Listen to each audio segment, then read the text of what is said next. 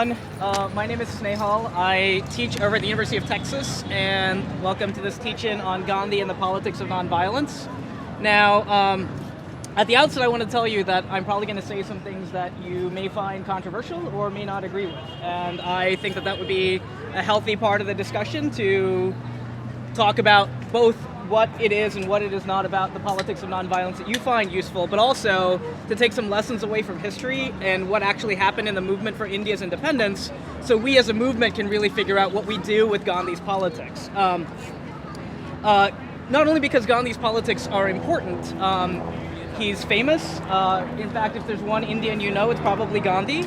And his ideas have had inspiration for a lot of people, I think, in really important ways, because they've led us to understand the power of mass protests, the power of nonviolent civil disobedience, and really the spectacular way in which the heroism of people in nonviolent politics can be put on display in some really amazing ways.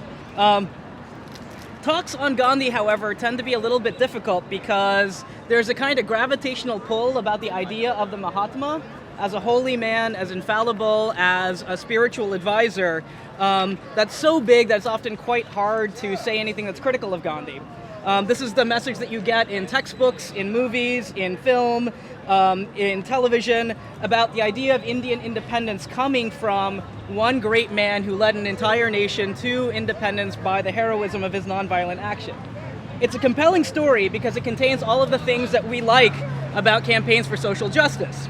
It's about a simple moral truth that prevails over overwhelming military and technological superiority. It's a campaign about millions of people nonviolently organizing against one of the most vicious and brutal military occupations. It's about the creative use of symbol and political theater to embarrass the halls of power greatly. These are the stories that we like about Gandhi, and I think these are part of the reasons why Gandhi's story still resonates for many of us today. The other part that we like about Gandhi is about how genuinely concerned he is for the poor and the downtrodden. He wages a systematic campaign against untouchability and the worst horrors of the caste system in India.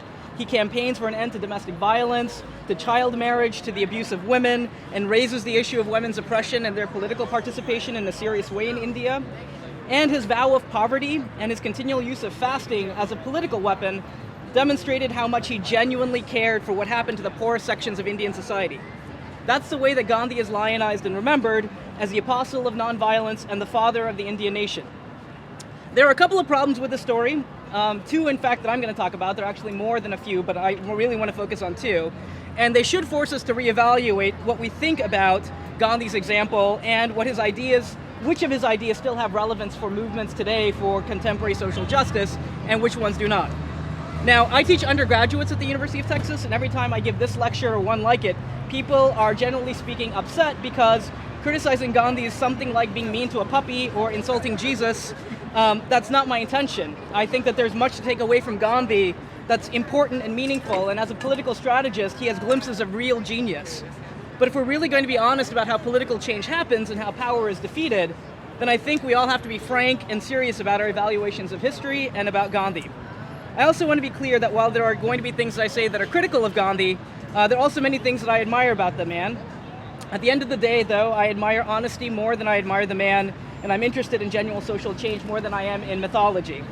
By way of anecdote, my parents are big admirers of Gandhi. As a kid, I went to Sunday school at the Mahatma Gandhi Center in Houston. I did my junior high school history fair project on Gandhi, and so in many ways I'm a product of the Gandhi myth. But it was really in the course of my graduate research on Gandhi and through my participation in the movements for global justice in the early 2000s and against the wars in Iraq and Afghanistan that I had to rethink this story pretty seriously. So here's problem number one with the Gandhi story. If we want to credit Gandhi for putting into motion the forces which lead to India's independence, then we also have to assign some responsibility to Gandhi for the events that accompanied independence, namely the partition of India and the ethnic cleansing of more than 12.5 million people and the deaths of more than 1 million people as Hindus and Muslims entered into some of the most vicious bloodletting in Indian history. Gandhi was always against violence and always against the animosity between Hindus and Muslims, but the movement that he led directly paved the way for the communal violence that happened at the same time. I'll say more about this a little later, but right now I just want to lay out some of the questions that are important. Problem number two. The closer you get to the moment of India's independence, the more and more irrelevant Gandhi actually is to Indian politics. He's not at the head of the Congress anymore. He's not leading demonstrations. He's not negotiating with the British, and most of the nation's political leaders and activists are not really even paying him any attention. One example of this is just how violent the last 10 years of the movement for independence actually were. In the Quit India movement, for instance, this is in 1942, just 5 years before India's independence, there were more than 200 terrorist attacks, 208 police stations were attacked, 332 railway stations were targeted, 945 post offices were destroyed or damaged, and more than 650 bombs were exploded. In fact, the closer you get to independence, the more violent the movement against the British actually becomes. Gandhi's importance in the movement really eclipses in about 1935, and so it's not surprising that nonviolence is no longer really the story of India's independence the closer you get to it. It makes little sense then to credit Gandhi for the manner in which India gets its independence if this is really the story of the last 10 years. So we have to ask ourselves, why does the story about the Mahatma continue to be the story that we hear about India's independence? And second, if it's not the whole story of India's independence, then what does knowing the whole story do to our understanding of social justice today? I.e., if it's not nonviolence that wins India's independence, what does it do to our understanding of nonviolence? And if it's not Gandhi that's the whole story, what does knowing the whole story do to our understanding of social justice? So I've given you some of the reasons that the myth persists. The man does some incredibly powerful things, the reasons to give him credit for.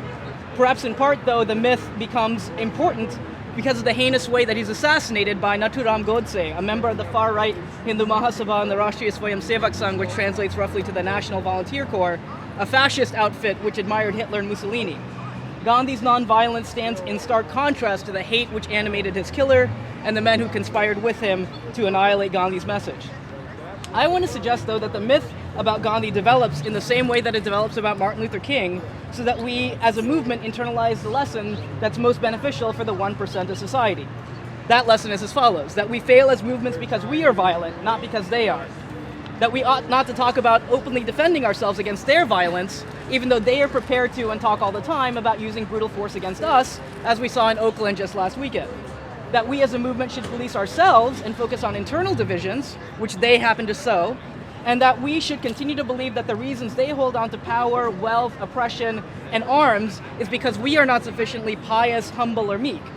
In short, it takes figures who unleash the very powerful social forces for change and reduces them to homilies about nonviolence, and has the benefit of making the job of retaining power in the hands of the 1% all the more easier. In order to understand Gandhi and the movement for Indian independence, you need to know something about Indian history. I'm going to have to speak in broad strokes. There's a whole, we're talking about at least 100 years, which I'm trying to condense into 20 minutes. So we'll talk in generalizations, and then if people have specific questions, I can parse them out, but we're speaking in generalizations now. The reason the British rule lasts as long as it does and is as vicious as it does is because of what the British were particularly good at and what British colonialism was designed to do. British colonialism was exceptionally good at pitting Indians against each other and in using Indians to repress one another in order to make enormous fortunes from the theft and plunder of Indian resources. India serves two purposes for the British Empire in the 19th century and early 20th century. It's a source of immense profits that are extracted as taxation revenues and as agricultural resources on the one hand, and second, it's a source for a vast army of military and labor resources. India was rich in agricultural commodities, had vast stores of mineral wealth, including gold, which the British bought on the cheap and then exported abroad for sale on the international market. India was also poised perfectly in the middle of the Indian Ocean, and it served as a military base of operations for the vast British Empire, right? This is the empire in which the sun never sets, partly doesn't set because India is the giant military base from which you can do all of your expeditions. So the British Empire uses its fleet, which is housed in India, to police the empire stretching all the way from South Africa as far as the Pacific Ocean and Indonesia. Two little known facts about British rule illustrate this. When Britain outlawed slavery at the end of the 18th century, they turned to using Indian indentured servants, what were called girmitiyas in the colonial plantations. Something like 25 to 30 million indentured Indians are sent all over the Indian Empire to work in colonial plantations when slavery is outlawed. This is part of the reason, by the way, why there's so many Indians in the leftover parts of the British colonial service. They're essentially used as one step better than slave labor. You could get out of it, but it took a really long time to pay off your debt. The other part is that more than 1 million Indians fight for Britain in World War I, primarily in the Middle Eastern theater, and more than 2 million Indians fight in World War II, primarily in the European theater. In fact, the colonization of Iraq by the British is done primarily with Indian troops. It's a story that nobody really knows.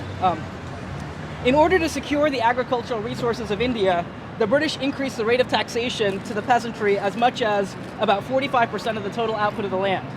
This transforms what is largely subsistence agriculture in the countryside into production for the market, especially if you were now being forced to survive on little more than half of what you could make. They then implement a new series of land laws which gave revenue collection powers to big Indian landlords, which were called zamindars. The revenue that these zamindars collected, they were allowed to keep 10% of it. That gave them vast social and legal power, and they were able to buy up large chunks of land in India and then turn out much of the rural population from their land. So this produces some like 20% of the rural population becomes landless and unemployed within the course of the first 60 years of British imperialism.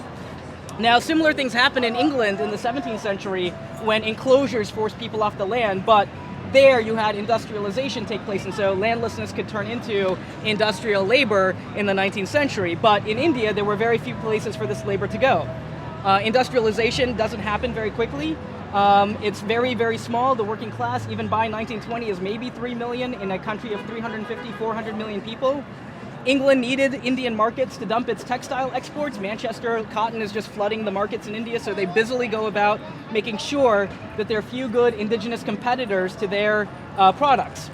Some of this was siphoned off, some of this excess labor siphoned off as indentured labor, and some found work in the new mills that are developing, but by and large, there's a massive population now living in miserable conditions. This is in part what accounts for the increase in the number of famines that take place in India under British rule. So the story that England likes to tell is that they increase agricultural production for every single year that they're running India, but the problem is that nobody can afford it. So you have massive famines almost every 20 years. Millions and millions of people die because of wide-scale unemployment that exists in India. This immiseration, though, wasn't just passively accepted. It's not as though people just sort of consigned themselves to this slow death.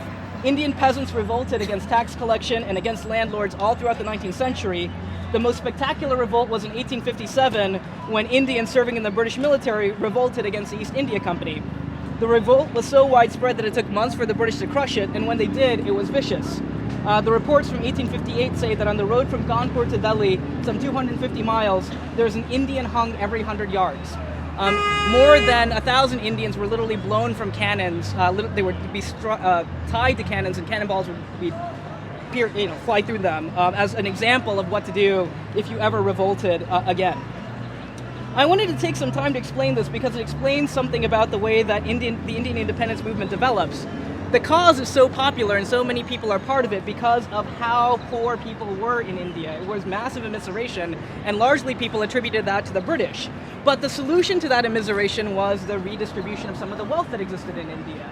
So you take some of the land and you give it to the poor, you take some of the wealth from the rich and you give it to the poor. But the question is how you actually go about doing that. What is it that's going to allow this kind of redistribution to happen? Gandhi's solution is to say that if we are morally effective, we can convince the poor voluntarily to give up sections of their wealth, sections of their land, and hand it over to us. The fact of what takes place under Gandhi's leadership, in fact, shows the opposite. So these are the reasons why Gandhi is immensely popular when he comes back to India at the beginning of World War I. Unlike the Indians who were at the head of the nationalist movement then, Gandhi was quite different. They were all westernized. Gandhi wore a dhoti. They all spoke English. Gandhi spoke Hindi and could speak in some of the vernacular languages. They were all very aloof and snobbish about talking to peasants. Gandhi had no problem being around the poor and the peasantry. The Indian elite at the time were highly aloof and highly disconnected from the Indian peasantry. What Gandhi literally does is take the peasantry and bring them into mass political movements for the first time. And in a startling way begins a campaign of going from village to village to village, talking to people about the need for them to participate in political activity. When Gandhi comes to India, though, the leadership of the Indian National Congress is actually led by what's called the extremist wing of extremist wing. If any of you have read Hind Swaraj, it's probably Gandhi's most famous book. It's written in 1905. It's a pamphlet in which he talks about the slide towards violence in the Indian National Congress. I mean, he's critiquing people like Lokmanya Tilak, Bipin Chandra Pal, Lala Rajpat Rai, all of whom advocated in some ways armed struggle against the British.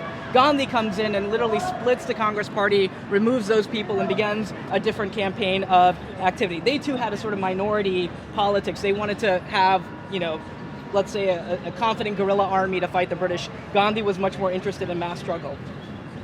After his successes in the campaigns for civil rights in South Africa, Gandhi was immediately seen as a national celebrity and a hero before he ever came back to India, and he had already now formulated his strategy of satyagraha. Literally, this means the path of truth or the way of truth, and it was well known and it spoke to the masses of ordinary Indians.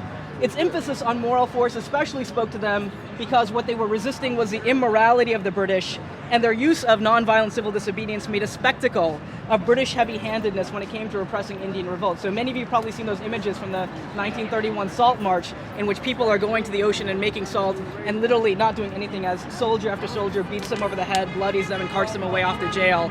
Did more than anything as a kind of political theater to lay open really the viciousness of Britain's rule in India. And here's Gandhi's greatest political success. It was in the transformation of the Congress Party from a party of a few thousand lawyers and newspaper editors into a party of millions of people. The policy that of nonviolence and satyagraha, though, also appealed not only to the poor, but it also appealed to the wealthy, who saw that Gandhi's campaigns, and his campaigns were pretty specific. It was nonviolent protests, boycotts, spinning cotton into thread, temple entry, picketing liquor shops. These were all very important in mobilizing people against the British, but it would never really threaten the social power or the economic privilege of the rich Indians who were financing Gandhi's campaign. What they also liked, and people like Birla, who was probably Gandhi's biggest financial contributor, liked, is that Gandhi was very clear that he never wanted to threaten private property. So Gandhi was very interested in making sure that people's grievances got heard, but was kept hoping that the major moral persuasion of the nonviolent civil disobedience would be the thing that would convince people to voluntarily make good on promises for justice. And this is what happens in every single one of Gandhi's campaigns for civil disobedience. The first one is in 1920, the second one is in 1930, and the third one is in the beginning of the 1940s, is that he mobilizes people on these grievances. Come out together, let's protest against the taxations, let's protest against the British policies, let's protest against the restrictions of civil liberties, and millions of people would come out into the streets to protest their grievances. But every time a million people come out into the street, it immediately threatens certain questions. People get a taste of their own social power. They get a taste of the fact that they can protest more than the immediate thing that's on offer for them, and it forced certain questions for the movement. So in places like Uttar Pradesh, which is a northern section of India, then the United Provinces, when peasants came out to protest taxes, they were immediately repressed by the police. They would be forced out of their homes and dragged out, their houses burned down, their crops ruined, etc., in retaliation for their protesting of the taxation policies. And people, when you have 5,000 or 6,000 peasants all organized together, figured out that they were more of them than the cops, and so they would push back against the cops and chase them into retreat. Gandhi would get angry about this and call it violence, and time after time. Every time the movement would demand new things, most famously in Karnataka, there was indigenous people waged a struggle to try to keep the forests for themselves against the British, who wanted to turn them into national forestry reserves and deforest and use the timber for the paper mills that they were developing in India. The indigenous folks were literally attempting to cordon off large chunks of the forest. They had to fight the British to keep their land from being taken away. Gandhi called that violence as well. And every time he said that violence was happening, he would shut down the movement and force people into retreat. Sometimes this was real acts of violence, like it was in Chori Chora in 1922, when peasants chased police into a police station and burned it to the ground, killing 9 of them. But other times it had nothing to do with violence, like when there was a textile strike in Gandhi's best friend's factory, Ambalal Sarabhai. People were out on strike, and Gandhi literally went on fast to convince people to stop their strike because he considered the strike to be violent. In each instance, though, the movement was forced to conform to Gandhi's expectations of how the movement should proceed, Gandhi's expectations of what the demands ought to be, and Gandhi's expectations of the timetable on which independence should be delivered. So when you take 10 million people and you bring them out into the streets and people get excited about the possibility of independence, in 1920, for instance, Gandhi says we'll have independence within a year, and then that isn't delivered, people get frustrated with their political leadership. When the movement began in the 1920s and 1930s, it brought together Hindus and Muslims together.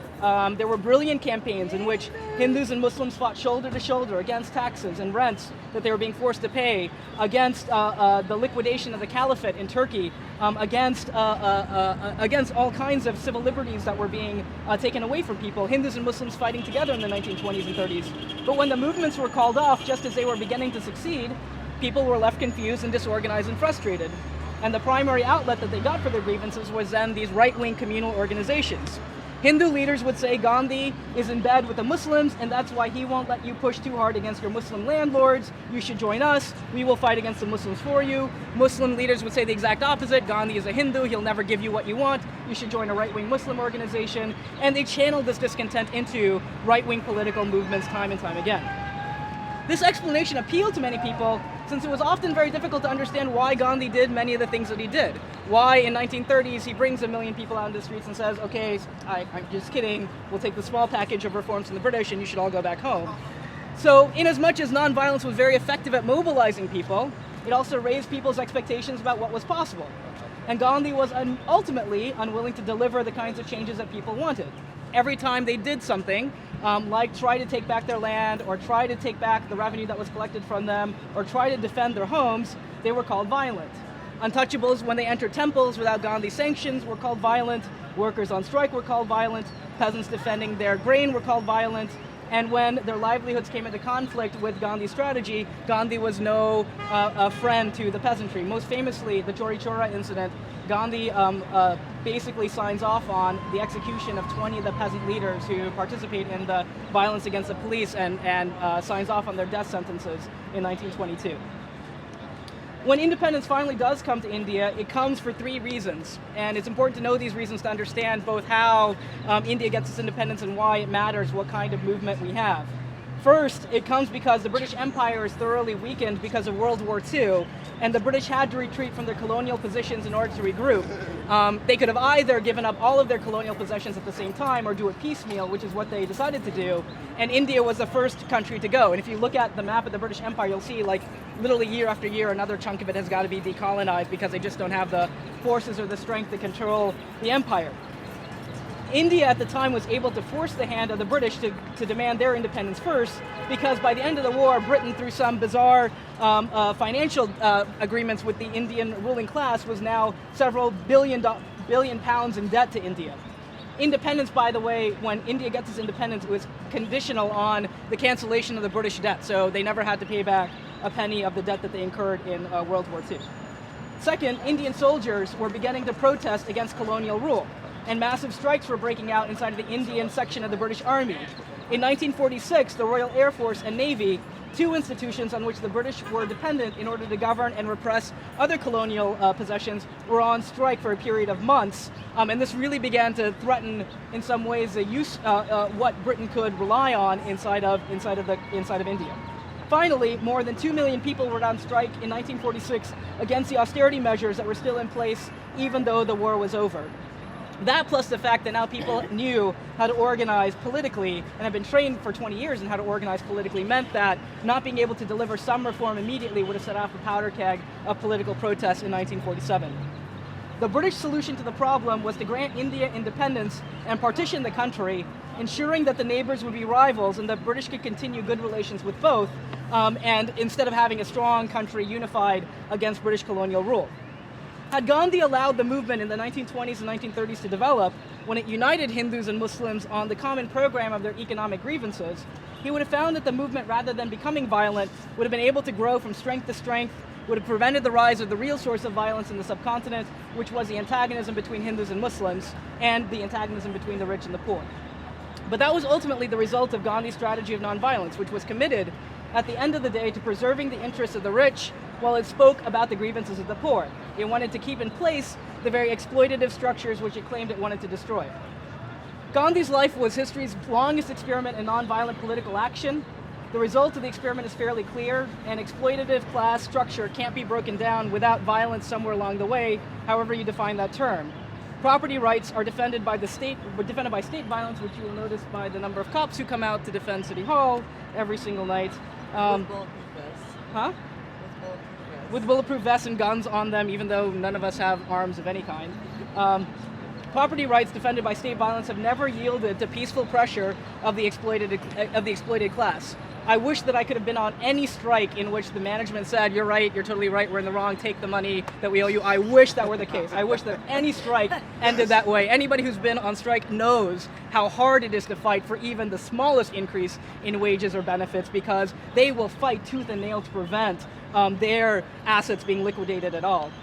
Put in other terms, no exploiting class has ever left the stage of history without being pushed out. Mubarak, to the end of his breath, wanted to maintain rule in Egypt. It took millions of people in Egypt forcing his hand, and don't let them believe you that it was all Twitter. People were fighting in the streets against the military the entire time in Egypt. Moral force, however, is necessary to help draw our movement together, even a movement for real social change. In some ways, our methods must indeed foreshadow a society that is more humane than the current one. The British often carpet bomb civilian targets, showering thousands of anti-personnel weapons into rice paddies, inflicting starvation blockades upon an entire population, to take three examples that were characteristic of the viciousness of British rule. Indeed, their use of violence is a good reason to overthrow their violent rule. Conversely, it's hard to conceive of these as tactical options in a movement that aims at the liberation of ordinary people. Moral force alone, however, can't win a struggle against a class whose interests are inherently antagonistic to ours. Violence has to be part of our movement's arsenal, and we've got to talk seriously about what that is and when to deploy it and what it looks like. That's what they did in Egypt. It's what they did in India in the 1940s. In a society founded on violent class antagonism, where the rich have guns and we don't, where they have the cops and we don't, where they control the army and we don't, our political aim can't be just like Gandhi's to win over the whole of society. Instead, we've got to figure out whose side we're on and figure out how to draw the correct battle lines. Thank you.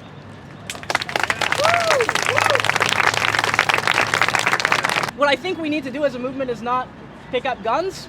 I think we have to be open to figuring out tactics. And I think that what the demand of principled nonviolence does is tell us that we can't talk about tactics or we can't talk about political difference. Because what it says is, that sounds like violence, so don't talk about it. I think what we need is a movement in which we can have open debate. For instance, if I were in Oakland right now, I would want to know what to do in order to make sure that when the cops tear gas me, I have some way of defending myself against that tear gas.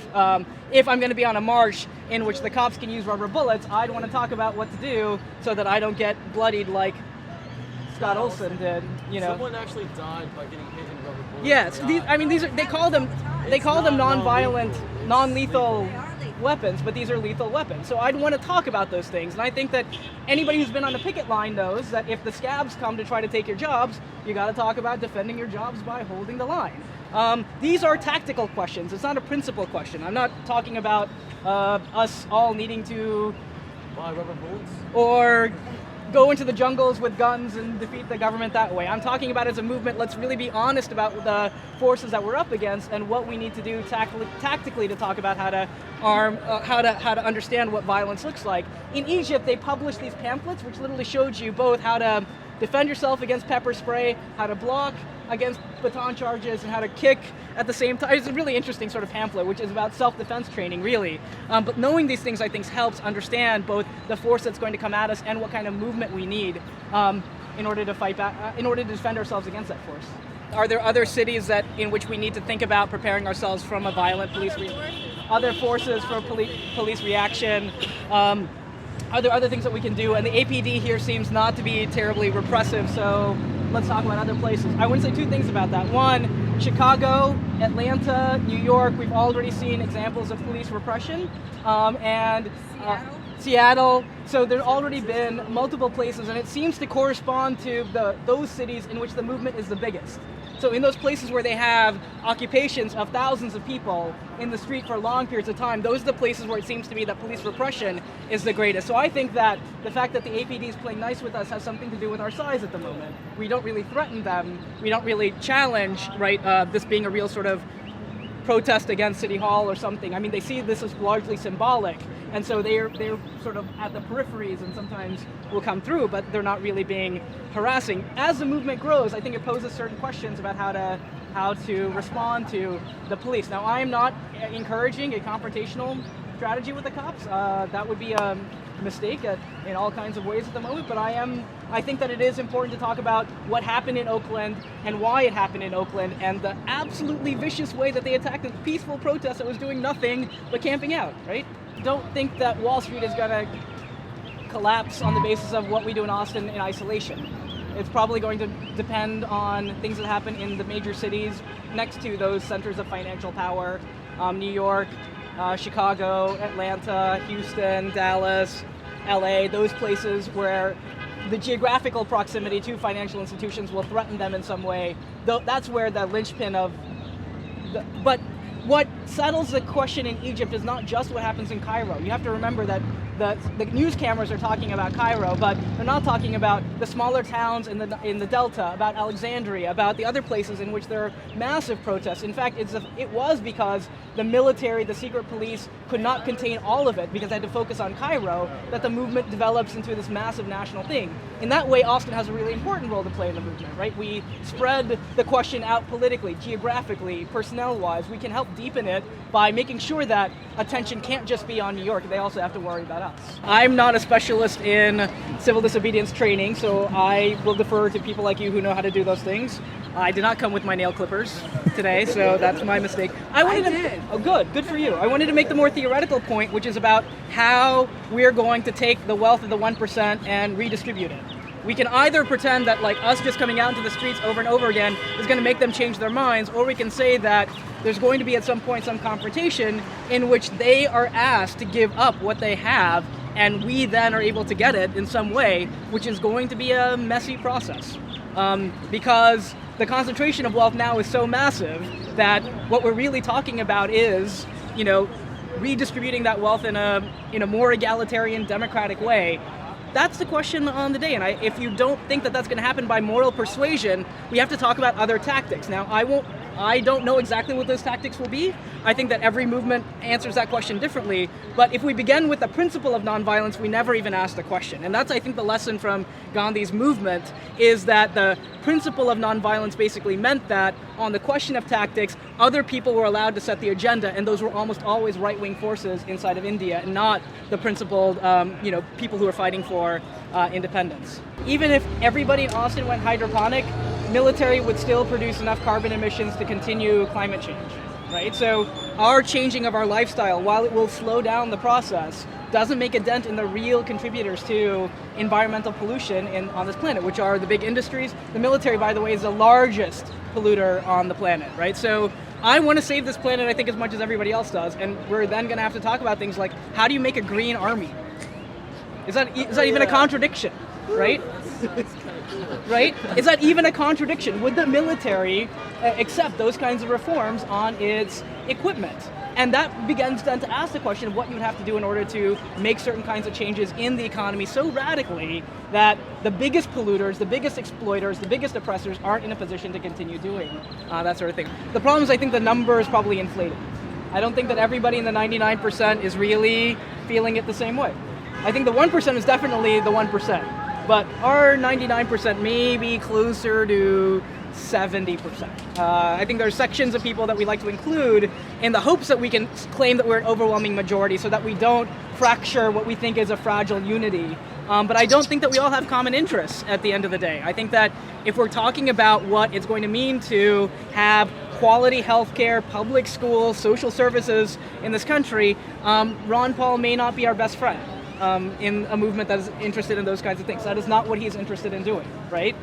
He is interested in the liquidation of all kinds of social services and small government and et cetera. I think that we as a movement are probably interested in, higher wages, better benefits to people, more jobs, et cetera. That's going to put us into conflict with people like certain, middling business owners and some rich folks who probably don't want to pay their nannies what they're worth, et cetera. All those things mean that the 99% is probably, it's a great moral story, right? It says basically the 1% have gotten rich and the rest of us are more or less screwed, but it does inflate the numbers a little bit, and I think that's what we've now got to figure out, is who really is on our side in a fight that's going to say, it's not that we want just banking reform, we want an end to a situation in which those banks could get away with what they got away with, because that wasn't a mistake. They calculated how to do it, right?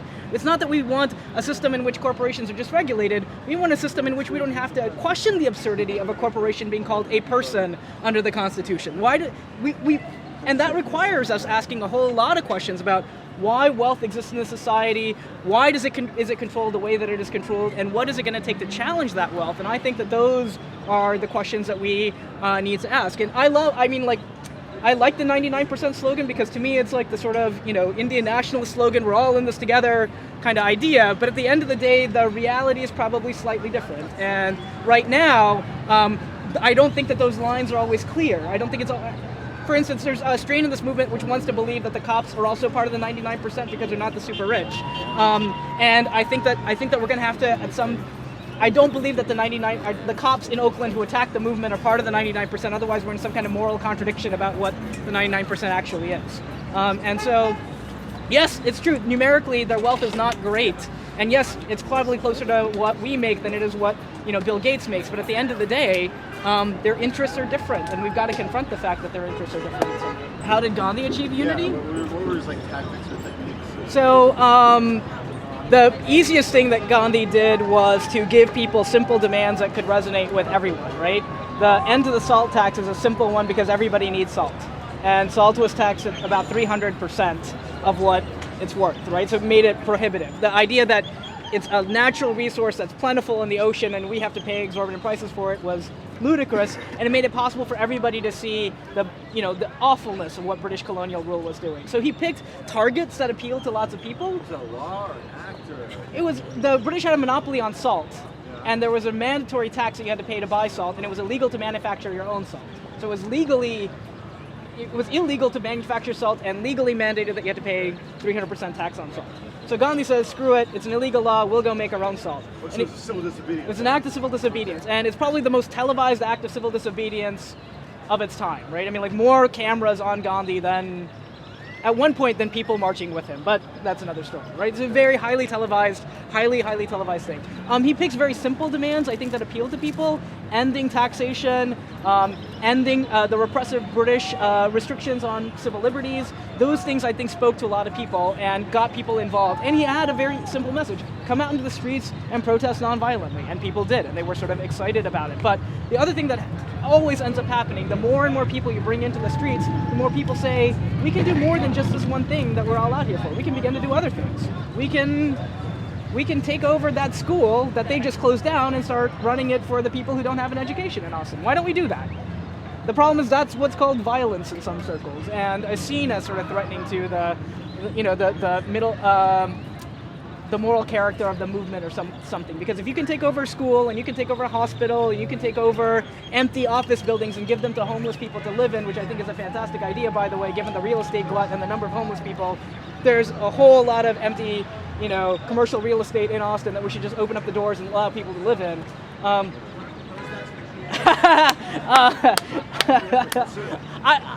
I don't think we could get that soon, but I think that we should have a movement which thinks about things like that. That's what I think happens when lots and lots of people come out into the streets.